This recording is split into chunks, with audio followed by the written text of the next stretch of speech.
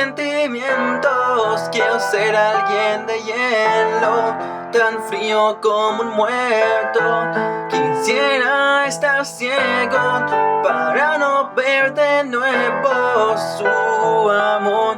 El amor que nos dan este depredador. 17 años y nada ha cambiado. Un cariño eterno yo sigo anhelando. Me duele fuerte verla a ella con él al lado, viendo las estrellas y yo viendo la luna. Este lobo aúlla sin luz alguna. Me cansé de pedir ayuda, me he acostumbrado a estar con la soledad. Me he acostumbrado a estar en la oscuridad, siendo un espectador de la química entre ellos dos. Y al dormir, en los sueños en la que la veo me hace sufrir.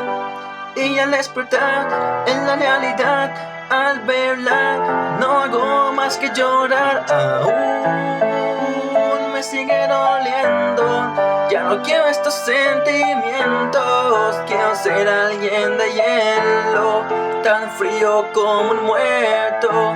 Quisiera estar ciego para no ver de nuevo su amor. El amor que nos dan este depredador. Y es que de verdad me hiere y me lastima ver su felicidad. Una felicidad que me hubiese gustado dar, pero ya de eso se encarga alguien más.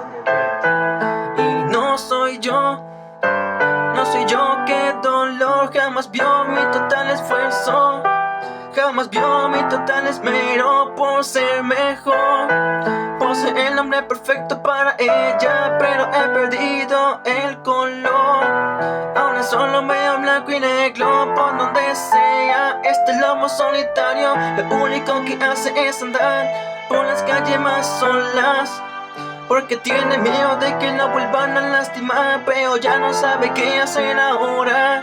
A que trato de engañar al decir que soy fuerte, seré repudiado siempre, sin nadie a quien darle mi confianza. Soy un lobo que anda solo sin manada.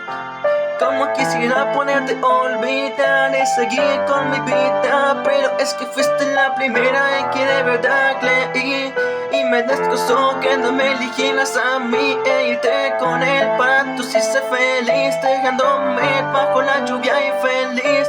No importa cuánto intenté, siempre seré rechazado y ser siempre un lobo solitario. Aún me sigue doliendo estos sentimientos. Quiero ser alguien de hielo, tan frío como un muerto. Quisiera estar ciego para no ver de nuevo su amor. El amor que nos dan este depredador.